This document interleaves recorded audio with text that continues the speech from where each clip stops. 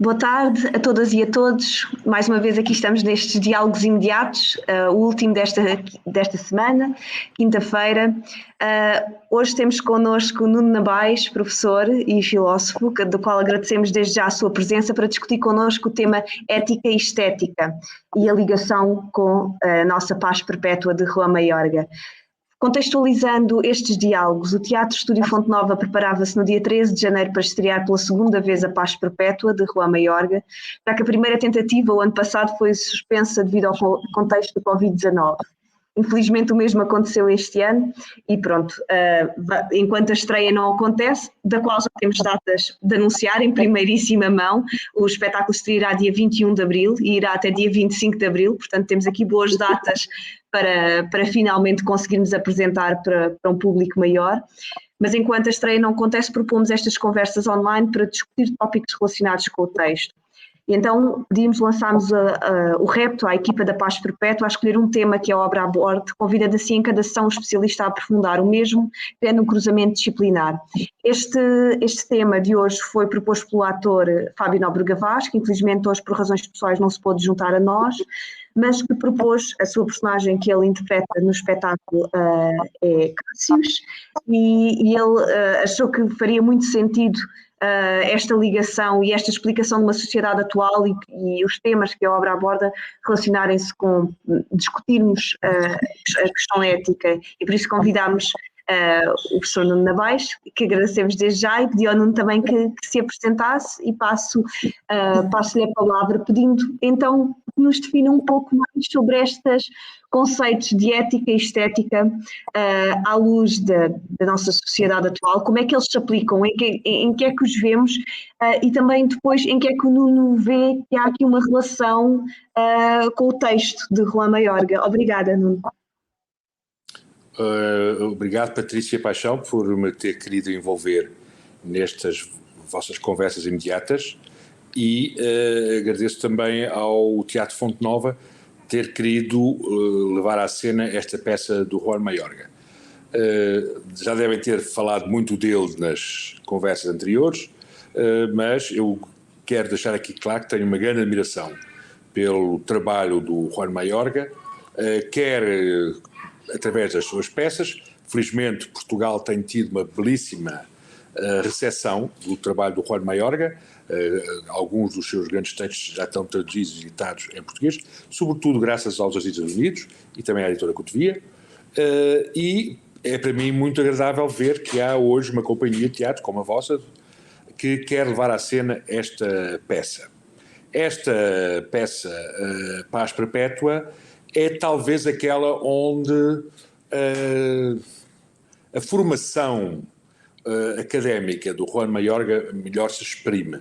Gosto de sublinhar que o Juan Mayorga é formado em filosofia e também em matemática. Também gosto de sublinhar o facto de a formação do Juan Mayorga ter sido feita numa universidade que é bastante extravagante, que é a UNED, que é a Universidade Nacional do Ensino à Distância, e é um tema que hoje está na ordem do dia, saber se é possível ou não formar pessoas de nível superior, portanto, nas universidades, à distância, com aulas televisionadas, ou agora em Zoom, ou teletrabalho. Ora, a UNED, há muitos anos, que é uma universidade de referência, quer em Espanha, quer nos países de língua castelhana, e há grandes nomes do pensamento contemporâneo que foram formados na UNED, ou seja, não iam a aulas, não iam ao edifício da universidade, a tomar café com os colegas, encontrar-se com os professores. Claro que é uma tradição que já tinha sido inaugurada em Inglaterra, não é? A Open University, que é também uma grande universidade que forma à distância milhares de pessoas há vários anos, e tem no quadro de honra da Open University antigos ministros do governo inglês, grandes escritores, grandes pensadores. É agradável, neste momento em que estamos condenados a fazer tudo à distância, conversar à distância, apresentar a peça à distância, é agradável tomar em consideração um dramaturgo como o Juan Mayorga, que se formou em filosofia à distância, através de sessões televisivas e conversas por telefone com os seus mestres. E isso também é visível na peça A Paz Perpétua, porque há uma alegria no modo de convocar distâncias.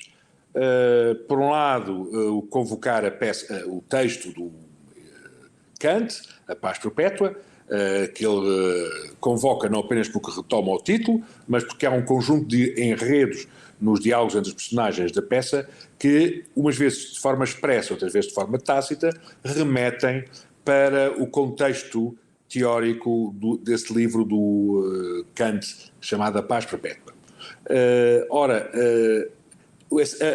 A velocidade com que o Juan Mayorga vai ao século XVIII, ao texto do Kant, ou vai a Spinoza, ou vai mesmo ao pensamento antigo, sobretudo na referência aos cínicos, isso dá conta de uma liberdade de movimentos e a capacidade de se colocar ao mesmo tempo em diferentes épocas do pensamento ocidental, que eu gosto de atribuir à sua experiência de alguém que foi formado na UNED, na Universidade Nacional de Ensino à Distância.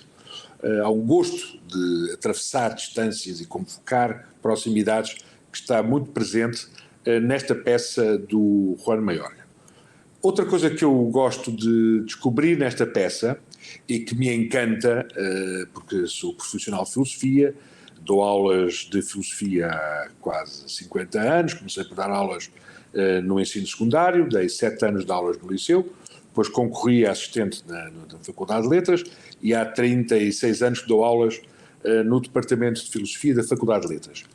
E, portanto, atravessei com a minha experiência não só níveis diferentes de ensino, dei aulas no liceu e na universidade, como tenho tido várias gerações de alunos, e uma das coisas que me estimula na minha atividade de professor de filosofia é acreditar que o aluno de filosofia não está condenado a vir a ser professor de filosofia. Eu gostaria que as pessoas que fizessem os cursos de filosofia, que estudassem filosofia, não estivessem só orientados para a expectativa de vir um dia também a ser professor de filosofia ou no liceu ou na universidade. Que tivessem outros percursos, como o Juan Mayorga, que se licenciou em filosofia, não para ser professor de filosofia, mas para se dedicar ao trabalho de dramaturgia, também ao trabalho de ensino, também dá aulas em escolas de teatro. Mas para mim é muito relevante este aspecto do percurso do Juan Mayorga. Licenciou-se em filosofia, mas para fazer teatro, escrever teatro. Eu não quero defender a tese de que a filosofia é, sobretudo, a arte de bem escrever peças de teatro. Não. Eu considero que a forma mais sofisticada de fazer filosofia é escrever livros de filosofia, como os livros do Kant, o livro do Spinoza ou os livros do Walter Benjamin, sobre o qual o Juan Mayorga fez a sua tese de doutoramento. O Juan Mayorga também, antes de se dedicar à escrita dramatúrgica, dedicou-se à escrita ensaística, à escrita filosófica. Tem uma tese de doutoramento sobre a ideia de história e as concepções de temporalidade em Walter Benjamin, que é um pensador de referência do século XX, tanto no plano da estética como no plano do pensamento político ou no campo da teoria da história. Portanto, eu considero que o Juan Mayorga é, no seu melhor, um representante da experiência de ter uma formação filosófica na sua tese de doutoramento sobre Walter Benjamin. Mas agrada-me imenso ver como, depois de ter escrito esse ensaio sobre Walter Benjamin, o Juan Mayorga se dedica à escrita dramatúrgica e, nessa escrita dramatúrgica, nós encontramos formulações filosóficas que não seriam possíveis num tratado, não seriam possíveis num ensaio especulativo, académico.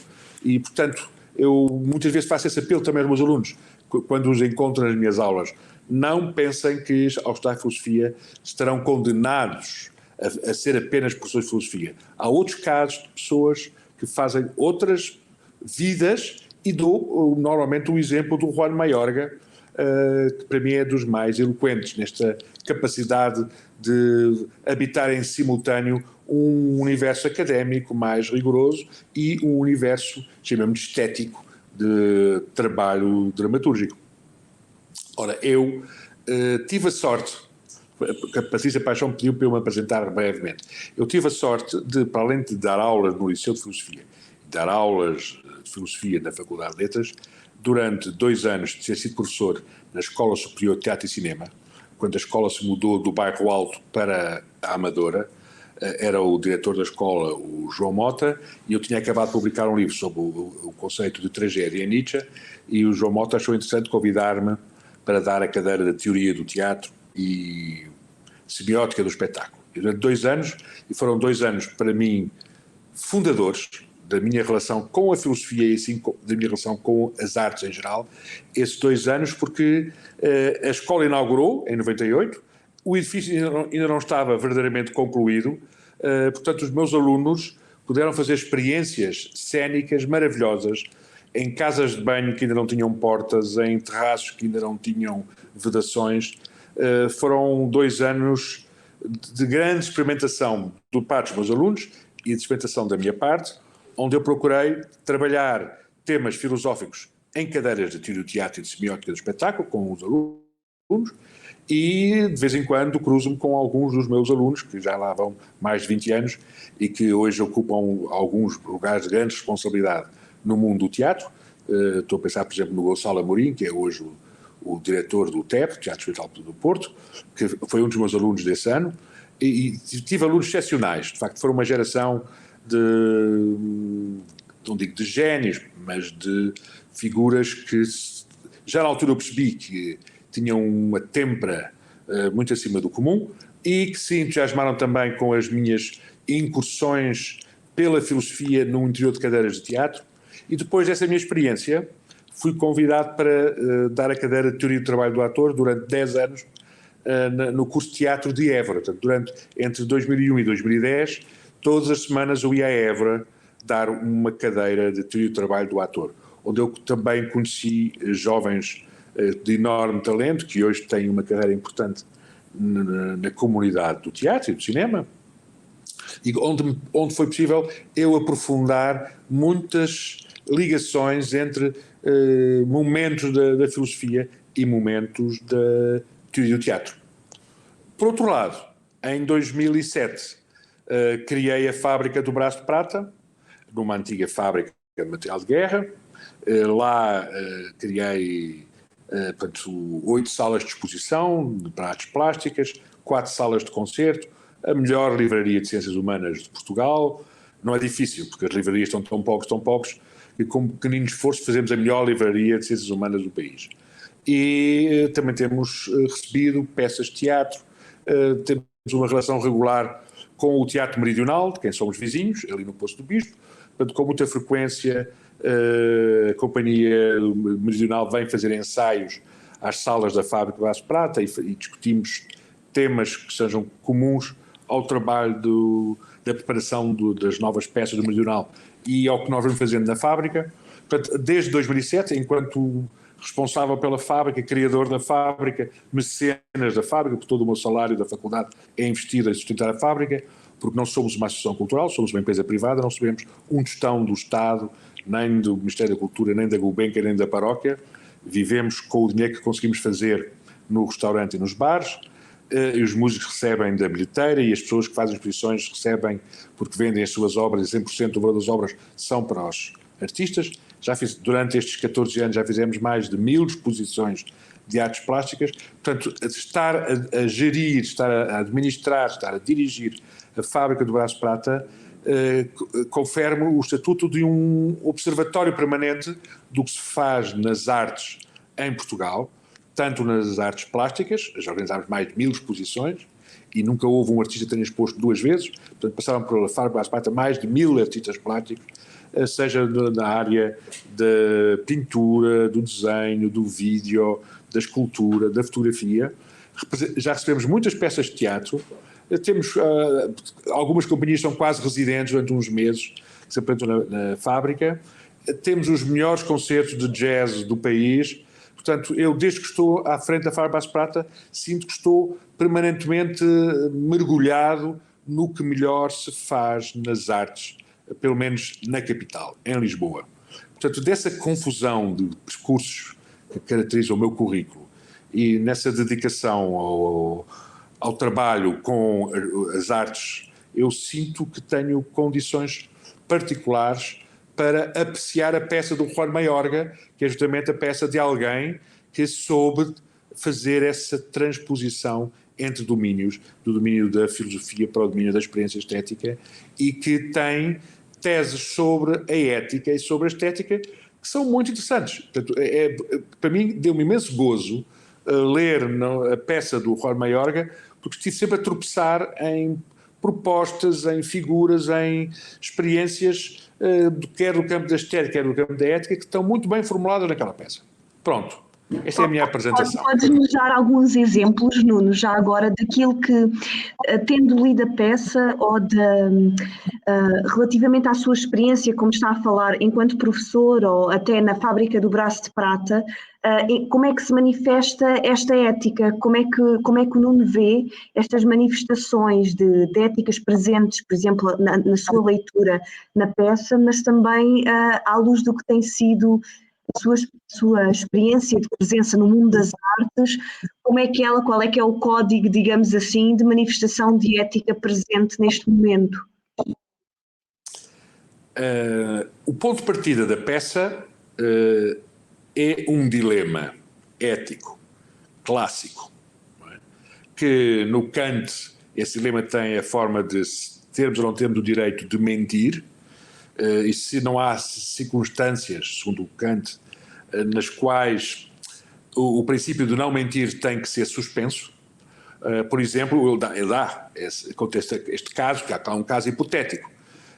Um amigo refugia-se em minha casa por estar a ser perseguido injustamente, acusado de um crime que ele não cometeu, refugia-se em minha casa, a polícia bate à porta, pergunta-me se esse meu amigo está ou não refugiado em minha casa. Se eu for verdadeiro, entrego o meu amigo à injustiça, à polícia, que eu sei que o vai condenar sem fundamento.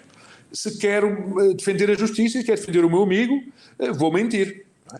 E o Kant, e isso é um tema muito discutido nos comentários de Kant, o Kant diz nem nessas circunstâncias se pode mentir. Portanto, mesmo que eu tivesse que entregar o meu amigo à polícia, sabendo que ele ia ser condenado e injusticiado, eu não podia mentir. Porque se nós abrirmos uma exceção, se consideramos que há casos onde se justifica mentir, então já perde-se a noção dos princípios e entra em ruína todo o modelo da ética de Kant, que é uma ética formal, uma ética deontica, de princípios, porque Kant é o grande monumento desse modelo de ética, segundo a qual o que justifica a nossa ação é o conjunto dos princípios que nós respeitamos no momento de agir. Portanto, quando me pergunta porquê é que eu fiz isto ou fiz aquilo, basta eu invocar os princípios que eu respeitei na minha ação para que a minha ação seja considerada justificada eticamente ou moralmente. O Kant usa a expressão moral, de moral e não de ética. Ora, esse modelo está em jogo na peça do Juan Mayorga. O Juan Mayorga põe o cão Emanuel é um cão kantiano que nem pensar desrespeitar princípios. E, portanto, quando o mandam torturar quem é suspeito de poder vir a desempenhar um ato terrorista, ele recusa-se a torturar esse cão e, portanto, vai ser devorado pelos outros dois cães. Não é? Portanto, o cão Emanuel, o Emanuel Can, o Emanuel Cão, em castelhano, como cão se diz perro, ao chamar Emanuel Can não se chama bem a brincadeira, mas o Emanuel é claramente o defensor de uma ética formalista, ou uma ética dos imperativos, ou uma ética dos deveres. Os outros dois cães representam vagamente os outros dois modelos de ética que se foram estabilizando ao longo dos séculos, que é a ética utilitarista e a ética das virtudes. São os três grandes modelos com que nós nos orientamos enquanto fazemos. Eu também já dei cursos de ética, e quando é necessário fazer assim um mapa dos grandes modelos que ao longo da história da filosofia se foram estabilizando, nós remetemos para estes 3 modelos. O modelo formalista do Kant, o modelo utilitarista, normalmente atribuímos ao William James, e o modelo das virtudes, que normalmente atribuímos ao Aristóteles. O modelo utilitarista define a moralidade de uma ação pelo cálculo das consequências. O utilitarista é aquele que, quando está confrontado com um dilema, se pergunta se eu ajo de forma A, que consequências vou produzir? Se ajo de forma B, que outras consequências vou produzir? Portanto, analisando as consequências possíveis de uma decisão que o utilitarista decide.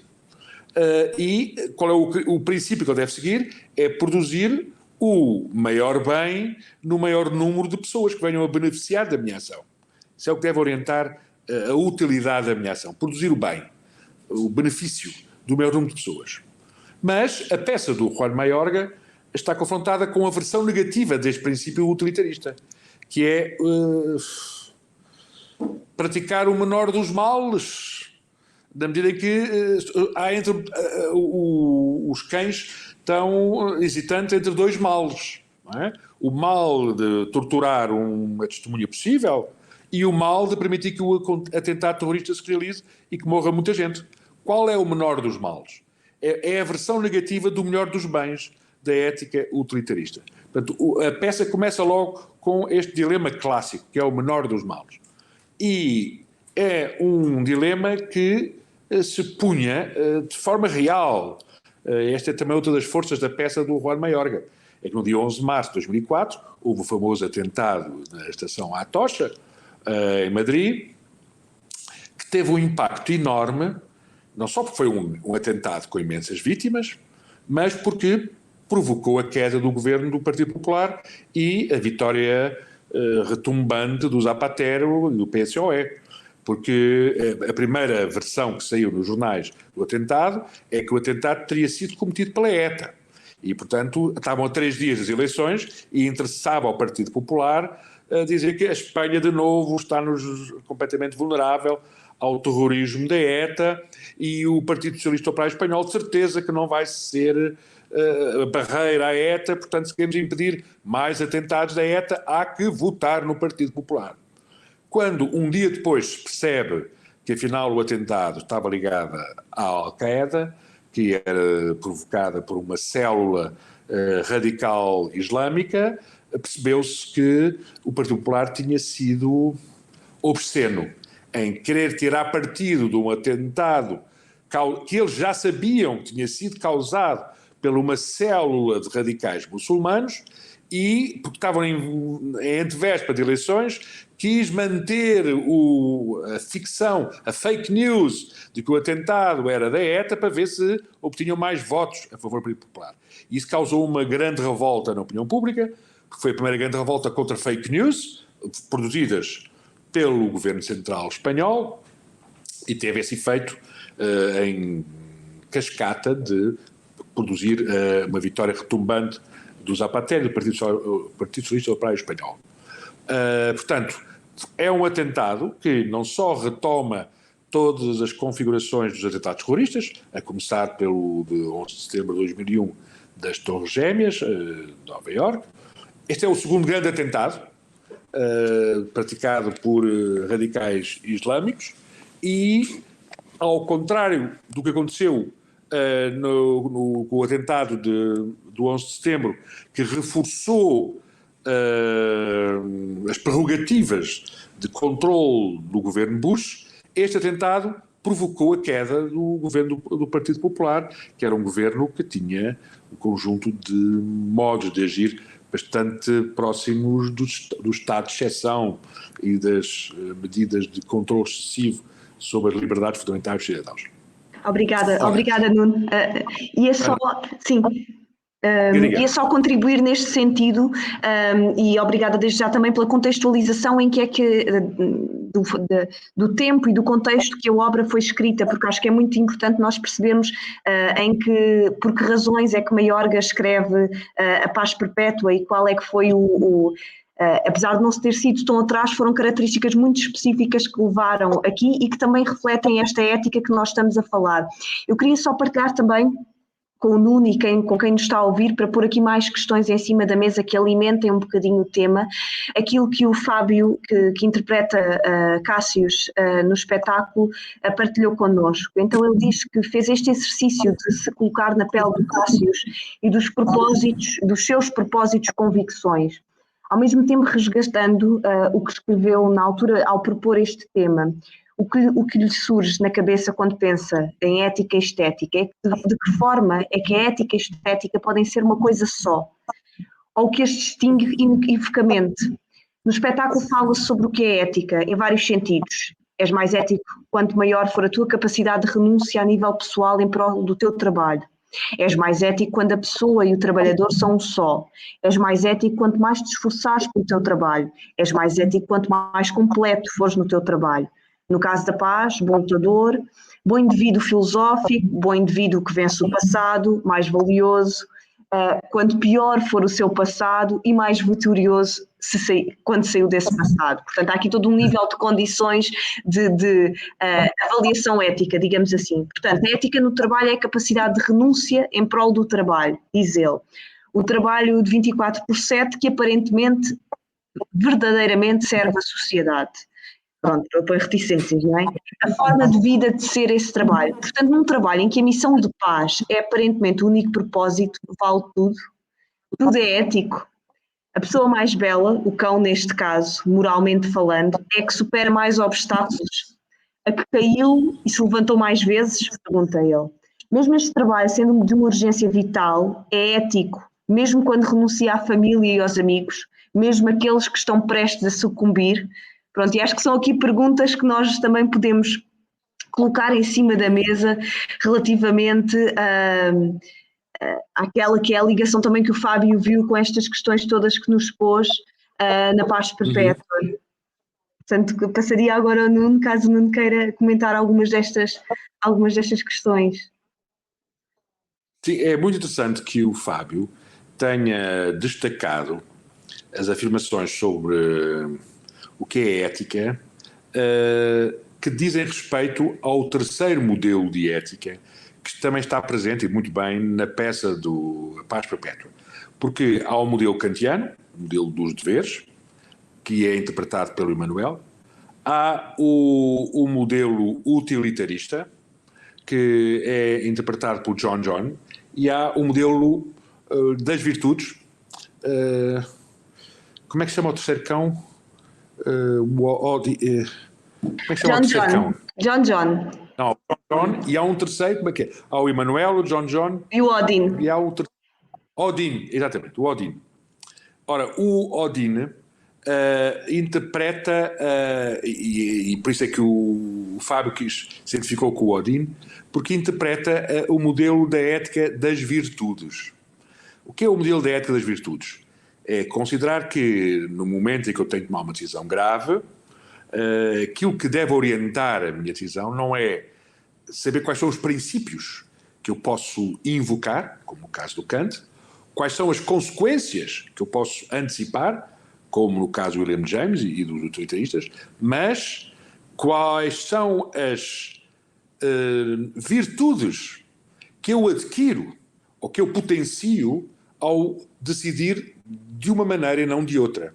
Portanto, aquilo que deve orientar as minhas preocupações éticas quando estou confrontado com decisões que de facto são radicais, que têm que ver com o fundamental da minha vida, aquilo que me deve orientar é que virtudes eu intensifico, eu aperfeiçoo em mim próprio ao decidir desta maneira.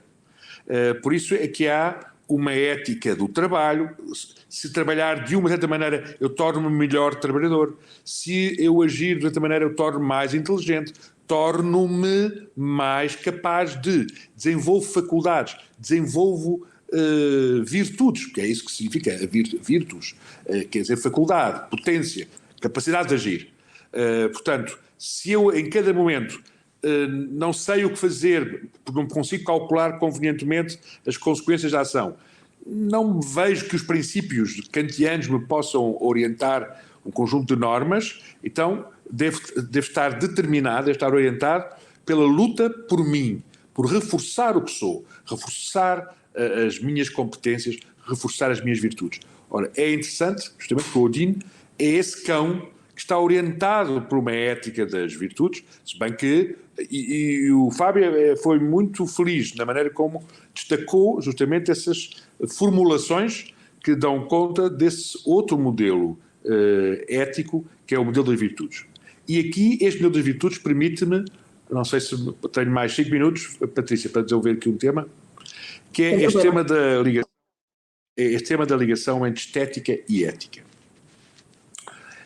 É comum, e isso acontece muito nas minhas aulas, ouvir os alunos dizer: para mim a ética é uma estética, o que me orienta na minha ação é conferir à minha vida a forma de uma obra de arte. É um leitmotiv que é inaugurado sobretudo por Foucault, quando Foucault diz a ética é uma estética da existência. Portanto, anos 70 e 80. Sobretudo nas obras O Cuidar de Si ou E Uso dos Prazeres, obras de 84, onde o Foucault defende esta tese que se tornou muito popular. A ética é uma estética da existência. A minha preocupação em cada momento da minha vida é construir a minha biografia como se fosse uma obra de arte e construir cada dimensão da minha existência como se eu estivesse a esculpir-me, depois a ideia da escultura interior. Portanto, é muito comum essa ligação entre estética e ética ter a formulação do Foucault. Ética como estética da existência. Mas quem pela primeira vez pensa a relação entre ética e estética é o próprio Kant. É o Kant, no seu grande tratado, A Crítica da Faculdade do Juízo, que tem duas partes. Na parte dedicada ao juízo estético, o Kant diz que no juízo estético, quando nós apreciamos uma obra de arte, seja uma peça musical, uma tela, um poema, e somos afetados por um conjunto de emoções que têm a ver com o gosto. Justamente o Kant diz, no juízo estético o que está em jogo é o gosto, não é a faculdade da razão cognitiva ou a faculdade da razão moral, é o gosto, cria uma emoção, que é aquela emoção estética. O Kant diz, nesse momento, todos temos, quando temos uma emoção estética, há em nós a vontade de a partilhar essa emoção. Nós temos essa experiência.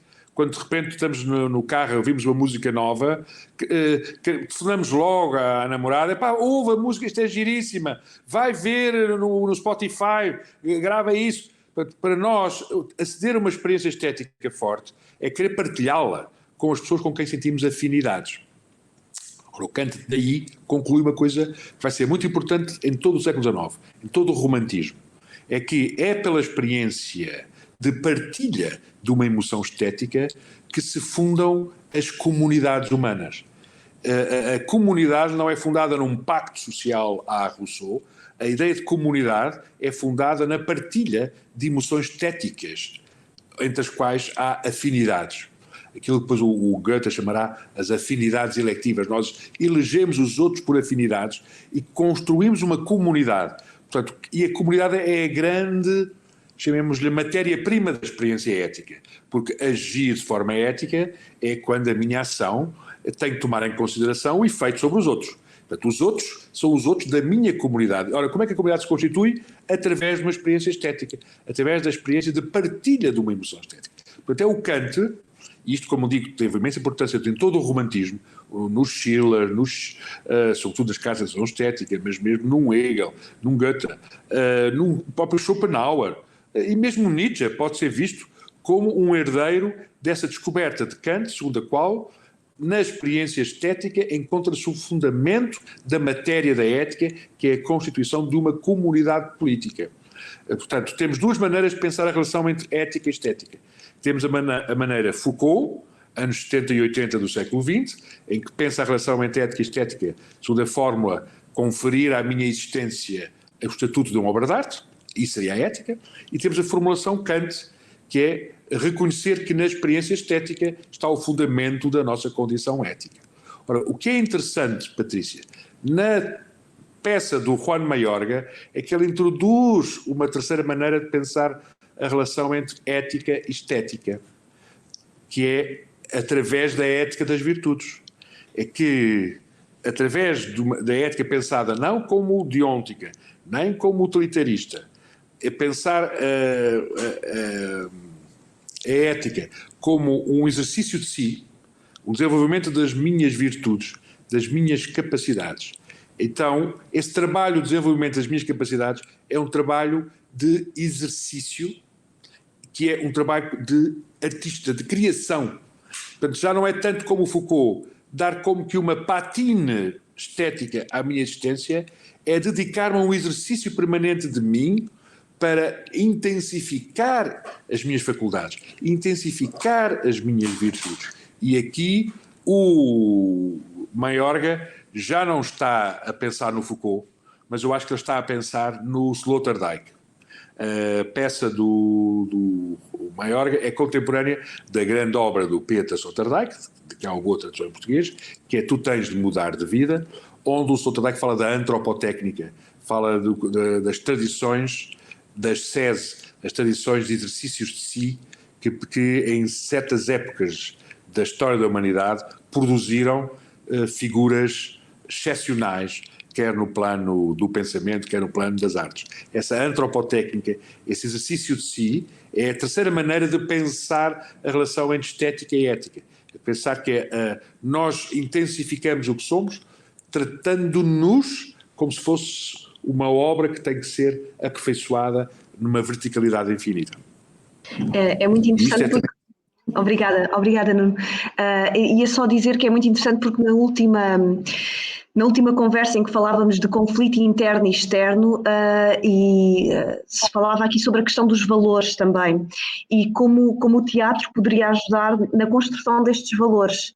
E aqui quando o Nuno refere pronto, que a ética é a estética, ou a ética como uma estética da existência e construir a minha biografia como se fosse uma forma de arte, a verdade é que sim, que esta questão da partilha, nós também nos construímos perante aquilo quais são as nossas referências, não é?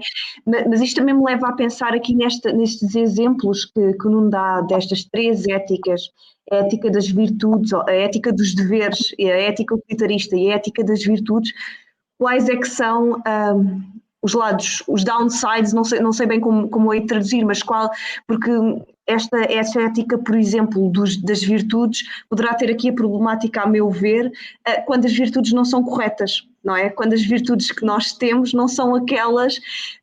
qual é que é a definição, então, que deverá haver desta questão de virtude, que para mim, por alguma razão, me aproxima um bocadinho, não sei, de algum lado de moral, o Nuno poderá aprofundar mais, mas de cada uma destas éticas, qual é que é o seu lado negativo? Porque aqui esta questão que a Paz Perpétua aborda de os meios justificam os fins é muito problemática, não é? Quando nós separamos as coisas e achamos que vale tudo, e é aqui que também entra muito esta questão da ética e como é que não separamos então os meios dos fins. Eu queria só fazer aqui o ponto para quem nos estiver a ver, se quiser fazer comentários ou perguntas, é muito bem-vindo para alimentarmos também a discussão.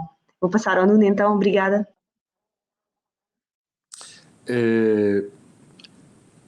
Todos os modelos os modelos de ética têm as suas derrapagens perversas. O modelo de Kant, não temos que esquecer, o modelo dos deveres, era o que foi invocado pelo Eichmann quando foi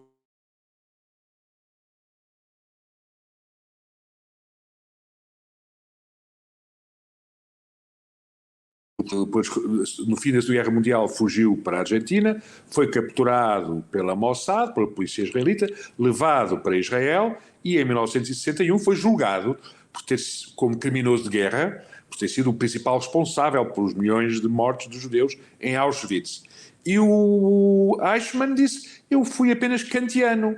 Eu matei milhões de judeus porque eu era militar, obedecia aos princípios dos militares, que é respeito pelas hierarquias, eu recebia ordens e achava que o meu dever era respeitar as ordens que recebia. Portanto, ele falava de Kant, quase cada vez que intervinha no julgamento, ele dizia: eu sou kantiano e apliquei a ética do Kant para matar milhões de judeus. Portanto, as éticas formalistas têm a sua contraposição negra, perversa.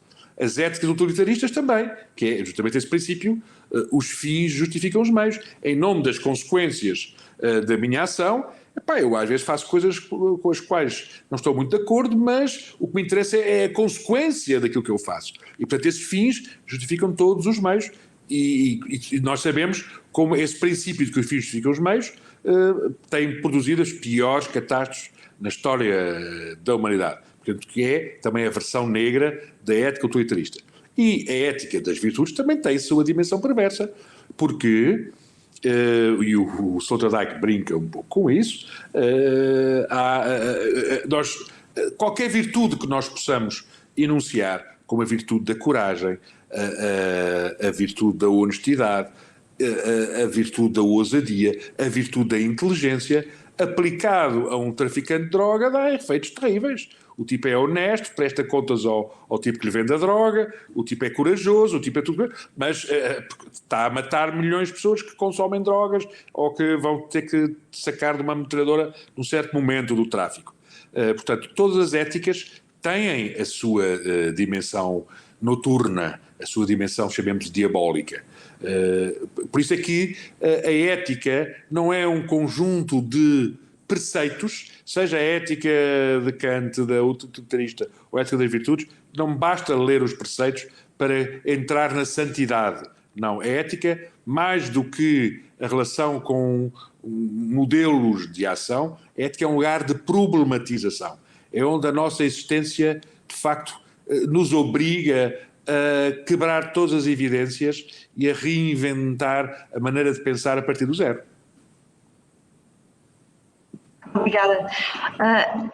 Já agora, dentro dessa questão de nos obrigar a problematizar a partir do zero, não sei, isto remete muito para os nossos decisores políticos e também quem neste momento gera questões relacionadas com cultura, não é?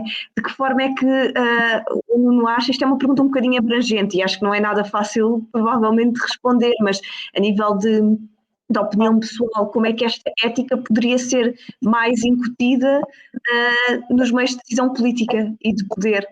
De que forma é que estes lugares de problematização podem existir de forma mais evidente?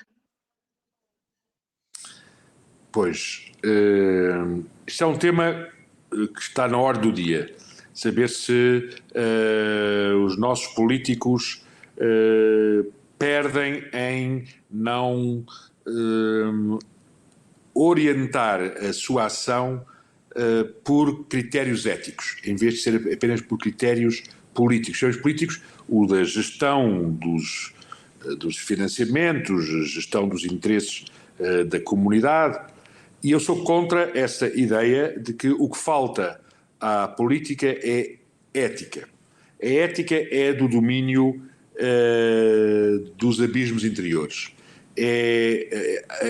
Cada um é que tem que se confrontar com os seus limites, as suas angústias, o seu passado mais ou menos tenebroso. Isso é o domínio da ética, é o domínio do indivíduo. A política é o domínio do coletivo, a política é o direito. O que me custa ver em Portugal é o desrespeito por alguns princípios jurídicos, não o desrespeito por princípios éticos. Porque a ética justifica tudo. Quando nós pensamos, por exemplo, que na década de 90 do século XX criou-se a ideia de que o que faltava à política era ética, então criaram-se muitas comissões de ética. Até se criou uma comissão de ética no Parlamento. E a Patrícia provavelmente não se lembra quem foi o primeiro presidente da Comissão de Ética do Parlamento em Lisboa. Foi um senhor que dá por nome de Duarte Lima. O Duarte Lima, que matou uma velhinha, consta terá morto a velhinha que era a secretária de Tomé Feiteira, a quem ele teria que devolver 5 milhões de euros, como sabe, está em tribunal o Duarte Lima. Esse senhor era o presidente da Comissão de Ética do Parlamento português, porque se acreditava que a política ganhava mais rigor se os políticos tivessem umas aulazinhas de ética, lessem os manuais de ética. Isso é a pior das perversões da política. A política deve-se orientar por princípios políticos de bem-estar comum e princípios jurídicos, códigos que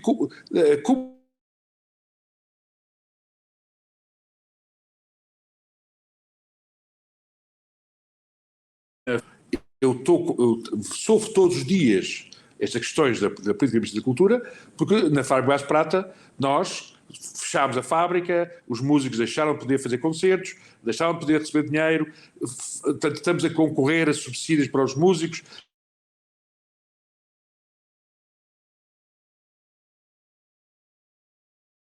Falta de respeitos jurídicos mínimos, como a ideia de concurso, a ideia de abertura transparente de concursos. Dizem-se que se atribuíram já 40 milhões de euros, mas porquê é que o Ministério da Cultura não publica a lista dos dinheiros que atribuiu e de quem foram os beneficiários? Porquê é que tudo isto está na total obscuridade? Porque anunciam que vão abrir novos concursos e os formulários ainda não estão disponíveis. É o total desrespeito por regras mínimas de condução da vida política. Não é falta de ética, é falta de respeito por condições mínimas da política. Portanto, atenção, evitemos pensar que curaríamos os males da política com mais ética. E o Juan Mayorga também tem consciência disso. O Juan Mayorga, o final da peça do Juan Mayorga, não é nada edificante. Nós não acabamos de ler a peça e pensar, pronto, que bom, agora sei o que vou fazer, tenho já um modelo ético para seguir. Pelo contrário, o Juan Mayorga deixa-nos completamente desorientados. E essa é outra das virtudes da peça. É que o trabalho da ética é causar a desorientação em cada um de nós. Não é propor modelos à Ministra da Cultura ou ao Secretário de Estado ou modelos ao diretor da nossa companhia de teatro. Não. O papel é a da perturbação profunda de cada um de nós quando saímos de uma experiência como a da peça do Juan Mayorga. Obrigada, Nuno, e fazendo a ligação também mais uma vez com o diálogo anterior, relativamente a deixar-nos desorientados e aqui encontrarmos a nossa ética, foi muito interessante porque isso também se passa com o conflito interior que gera o teatro, ou que gera, neste caso, estes dilemas que depois nos levam a questionar-nos a nós mesmos e a nossa posição no mundo. Voltando aqui um bocadinho à questão da estética, está aqui um comentário do Tomás Barão que nos escreve o seguinte: quando há obras de arte que muita gente acha bonitas e relevantes, mas foram feitas por uma ou um artista com uma história macabra, ou associadas a um regime autoritário ou período histórico problemático, isso pode fazer com que a obra não seja tão bonita? Recordo-me, por exemplo, da arquitetura de regimes ditatoriais. A apreciação estética de uma obra deve ir para além das suas qualidades sensíveis. O padrão dos descobrimentos pode ser bonito? Pois é um tema enorme, não é? É um tema e que tem vindo a ser colocado nas primeiras páginas dos jornais, com o caso do Woody Allen, não é? Saber se confirmarem as acusações de que o Woody Allen molestou a Dylan, ou o caso do Polanski, que reconheceu ter, de facto, desrespeitado uma menor. Podemos nós desfrutar da mesma maneira dos filmes do Woody Allen ou do Roman Polanski, sabendo ou presumindo que por trás daqueles realizadores há vidas pouco recomendáveis? E agora, os exemplos que dá, obras de arte que obedeceram a modelos de governos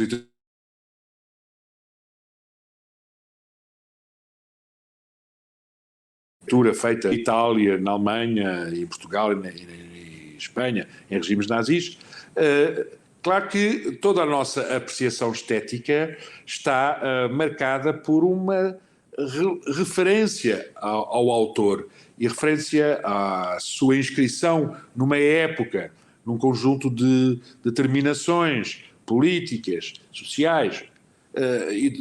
Não há uma relação neutra histórica com as obras de arte. Todas as obras se nos apresentam e nós as desfrutamos neste tipo de inscrição histórica. E, felizmente, acho eu, felizmente, nós, sabendo dessa inscrição, conseguimos separar as coisas. Eu consigo ver um filme do Woody Allen, mesmo presumindo que ele molestou a Dylan. Não consigo gostar do monumento dos descobrimentos, mas não por ter sido criado no tempo do fascismo.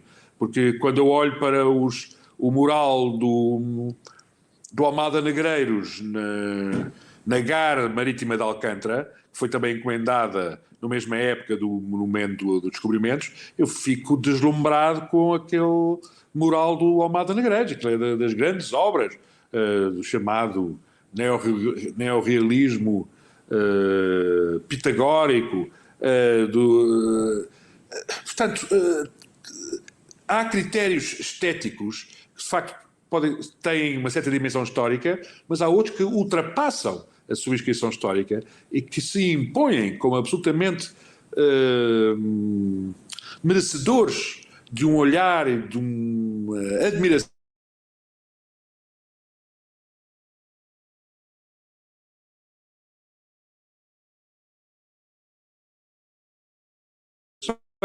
o painel do Almada Negreiros é maravilha. Não sei se ajuda Obrigada. a pensar esta questão. Obrigada, Nuno. Eu penso que nós não tínhamos mais questões, nem mais comentários. Também nos estamos a aproximar do final da hora. Acho que estamos a bater as 5. Pronto, relativamente, acho que foi bastante edificante aqui a abordagem a vários, na verdade, a tocar aqui uns pontos fulcrais relativamente tanto à paz perpétua de Rua Maiorga, mas também como é que a ética e a estética de forma muito breve, e claro que poderíamos ficar aqui muito mais tempo, mas como é que podemos fazer esta reflexão na sociedade contemporânea? Se caso o Nuno queira acrescentar mais alguma coisa como um último comentário ou como uma nota reflexiva para quem venha ver o espetáculo, que são desde já bem-vindos entre 21 e 25 de Abril e para a qual o Nuno está desde já convidado, é bem-vindo antes de nos despedirmos. Eu gostava de acrescentar uma última nota sobre esta questão entre ética e estética. É que nós, quando pensamos no teatro, normalmente pensamos o teatro como uma obra de arte que é contemplada e beneficiada pelo espectador. Uma coisa que é interessante no Juan Mayorga é que pensa a experiência estética também do interior do trabalho do ator. Em que medida é que o trabalho do ator é provavelmente a grande experiência estética que alimenta uma ética das virtudes. O exercício do ator, a repetição, o confronto com outros atores no interior de um enredo, e por isso é que o Mayorga, penso eu nunca li nada do Mayorga dizer isto, mas eu penso que o Mayorga, ao colocar a sua peça com cães, para criar, vai obrigar o ator a um exercício muito maior sobre si próprio. Interpretar peças onde os personagens são cães, que têm uma relação com um humano anónimo. Mas o Mayorga está a propor um manual de exercícios para o ator.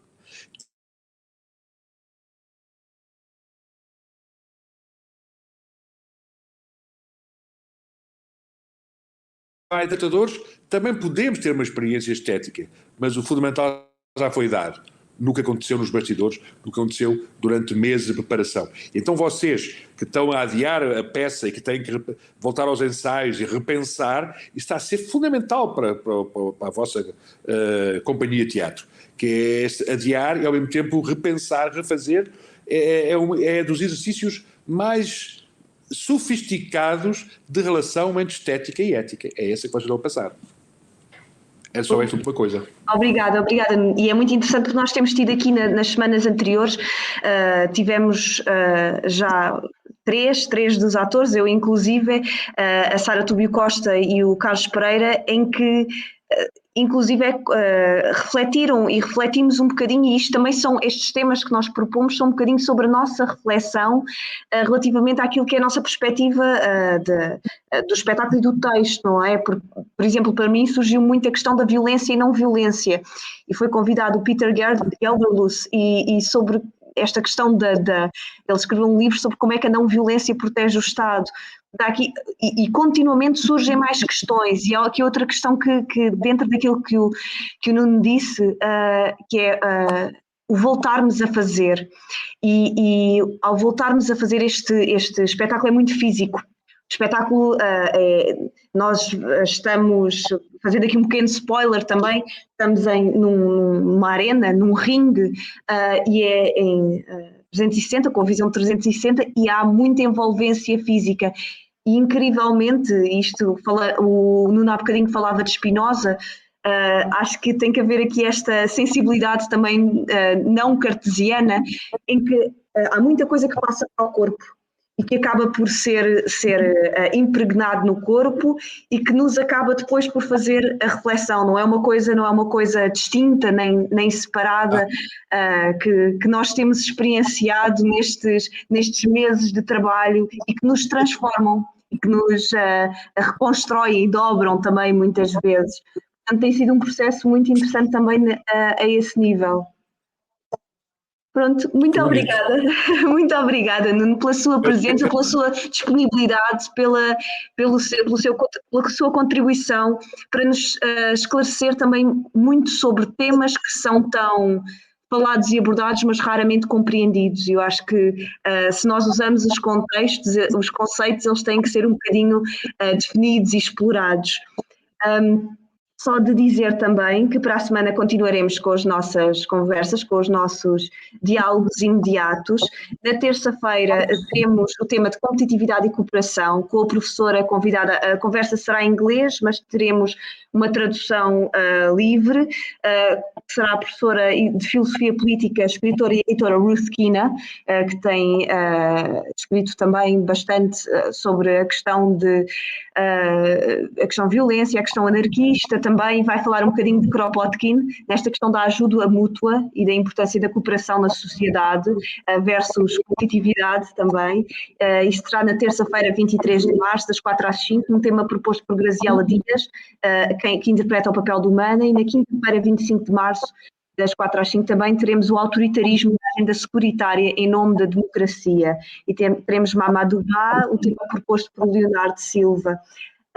Agradecemos mais uma vez a presença do Nuno. Queremos deixar aqui a nota que estrearemos dia 21 de Abril, iremos até dia 25 de Abril no Espaço Gráfica, em Setúbal, e o livro também será lançado por esta altura. De qualquer das formas, quem quiser fazer uma pré-reserva para o adquirir na altura é muito bem-vindo. Deixo-vos com o teaser da Paz Perpétua e um até já, até para a semana. Muito obrigada. Adeus.